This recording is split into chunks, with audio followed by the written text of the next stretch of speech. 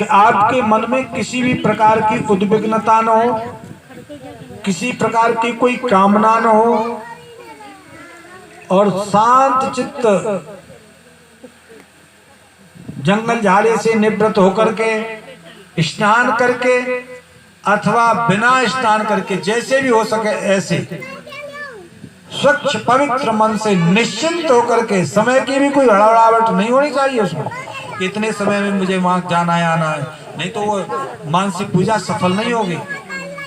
निश्चिंतता से जो बैठ सके, उसमें देह का भी होश न रहे, कितना समय लग गया बैठे बैठे, जब तक मन लगे, तो उसमें सबसे पहली बात है कि वो निश्चिंत होकर के बैठ जाए और धीरे से नेत्र बंद कर ले, और नेत्र नहीं खोले पर आंख नहीं खुलनी चाहिए इसमें।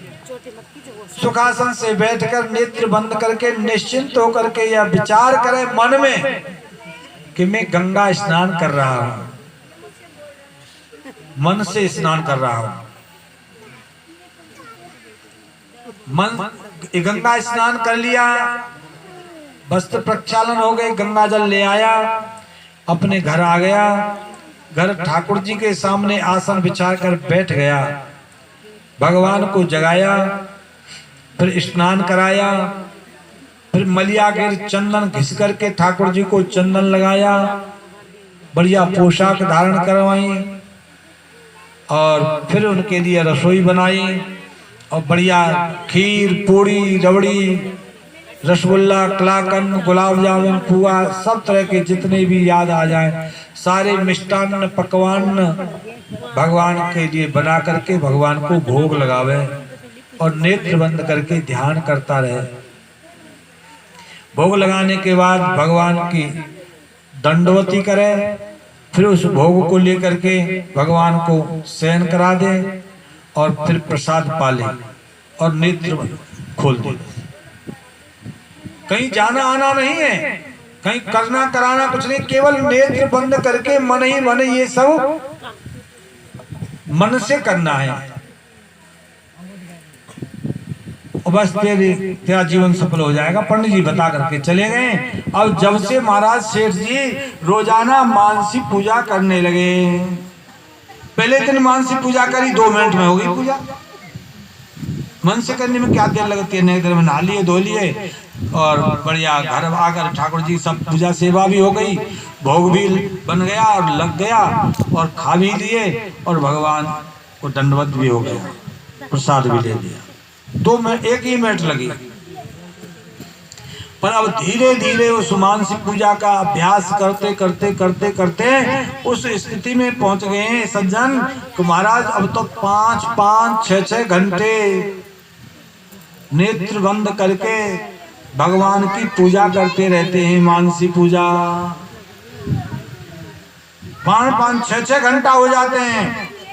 भगवान सामने विराजे हैं, उनके लिए कभी लाड़ लड़ा रहे हैं, बढ़िया बढ़िया इत्र फुलेल मलियागिरी चंदन, बढ़िया सुंदर पोशाक, रोज नई नई पोशाक पहनाते हैं, भगवान को मुकुट धारण करवाते हैं, बंशी धारण कराते हैं, और सब हो जाने माला फूल धारण करके फिर रसोई बनाते हैं। अब तो महाराज घंटों जब बैठे रहते समाधि में, तो अब वो पूजा सिद्ध हो गई, मानसी सेवा सिद्ध होने लगी, सिद्धि को प्राप्त हो गई, सिद्धि को प्राप्त हो गए। एक दिन मानसी सेवा में बैठे और भगवान का के लिए रसोई बना रहे थे, खीर बन रही थी चूल्हे पर, और खीर में डाल दी चीनी, और एकाएक उस सर्र से महाराज बड़ा पात्र भरा हुआ था चीनी का, ज्यादा रख गई, पात्र में चीनी ज्यादा पड़ गई। तुरंत ओ चीनी बहुत पड़ गई, ज्यादा हो गई, अरे बेकारी तो जाएगी, अभी तो घुली नहीं है, निकाल लो, कल काम आ जाएगी। सो चीनी निकालने लगे। चीनी जैसे ही निकालने के लिए महाराज उस जो बटलोई में खीर भरी थी, खीर में जो चीनी डाली थी, उस हाथ डाला, स्वयं भगवान प्रकट हो गए, और प्रकट होकर के हाथ पकड़ लिया और कहा, चोरे चीनी का तेरे बाप की है। सोई हड़बड़ा करके आंख खोली, देखा तो सामने भगवान विष्णु मंद मंद मुस्कुरा रहे हैं। भगवान का दर्शन हो गया। बोलो द्वारकाधीश की जय। तो यह है स्वभाव। जिन लोगों का जैसा स्वभाव होता है, किसी से कहा जाए कि भैया तू अपने स्वभाव को बदल दे, तो स्वभाव नहीं बदला जा सकता। यहाँ तक लिखा है शास्त्रों में कि स्वभाव तो मरने पर भी नहीं बदलता है। जिन लोगों का लड़ाई झगड़ा करने का स्वभाव होता है, मरखने होते हैं, मारते हैं, पीटते हैं, तो वो अगर बाई चांस मर गए और मर करके वो पशु भी बन जाते हैं, तो मरखना पशु होते हैं। कोई बैल होता है मारता है, कोई गाय है मारती है, कोई भैंस है मारती है, पर सब गाय भैंस बैल तो नहीं मारते। जो पिछले जन्म में वो उसको मारने की आदत थी, यहाँ बैल बन करके भी वो मरखना बैल बन जाता है। ये उसको उस योनि से पिछले जन्म की याद रही आई, वही स्वभाव आ गया। मरने के बाद भी सब कुछ बदल जाता है, पर स्वभाव नहीं बदलता।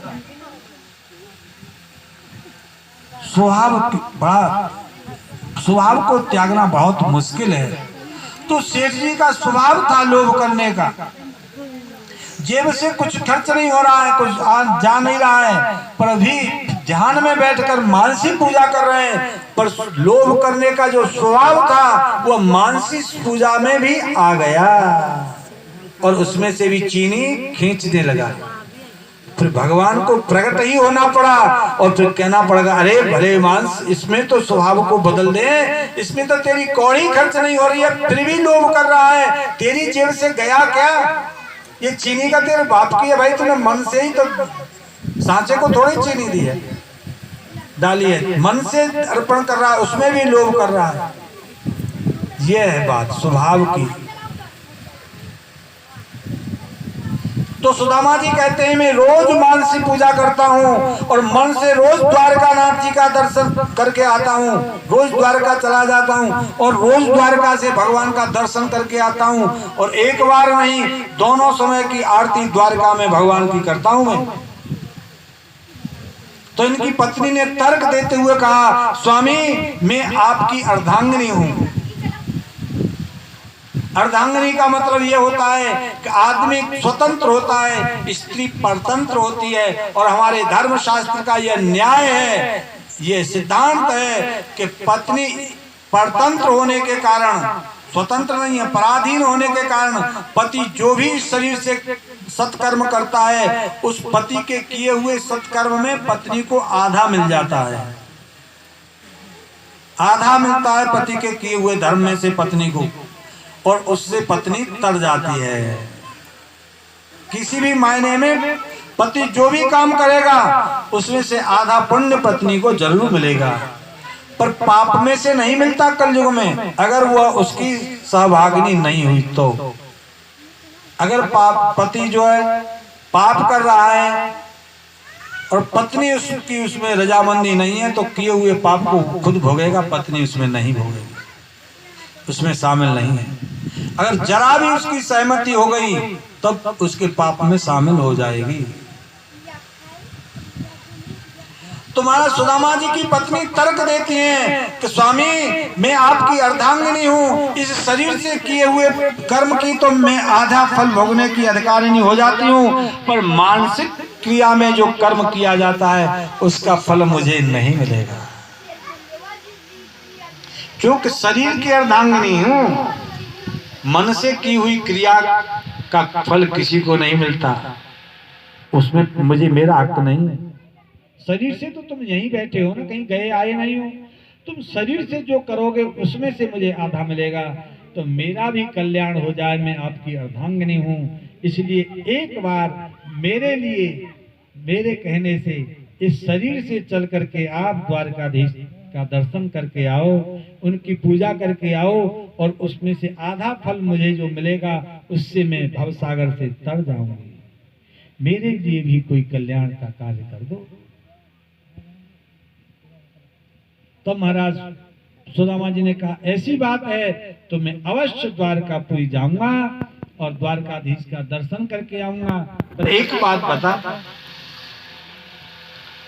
ये शास्त्र का नियम है कि अपने गुरुजी के पास खाली हाथ नहीं जाना चाहिए, राजा के पास खाली हाथ नहीं जाना चाहिए, अपने मित्र के यहाँ पर खाली हाथ नहीं जाना चाहिए, वैद्य के पास खाली हाथ नहीं जाना चाहिए, और अपनी पत्नी के पास अगर पति परदेश से आ रहा है तो खाली हाथ घर नहीं आना चाहिए। बच्चों के लिए, पत्नी के लिए कुछ न कुछ अवश्य खाने पीने की वस्तु लेके आना चाहिए, नहीं तो ये अपराध होता है। घर बच्चे बैठे हैं और आप परदेश से 10 दिन बाद, 8 दिन बाद, 15 दिन बाद या साल भर बाद लौट रहे हो और खाली हाथ घर पर आ जाए, ये अशुभ है। सबसे पहले बच्चे थैला टटोलते हैं, काल आए हैं पापा, टटोलते हैं कि नहीं? कोई रिश्तेदार भी घर पर आता है ना तो अपनी मैया से चुपचाप कान में जाकर पूछते हैं छोटे बच्चे, भैया ये हमारे बुआ जी आए हैं, ये फूफा जी आए हैं, क्या लाए हैं? कुछ लाए खाने की चीज?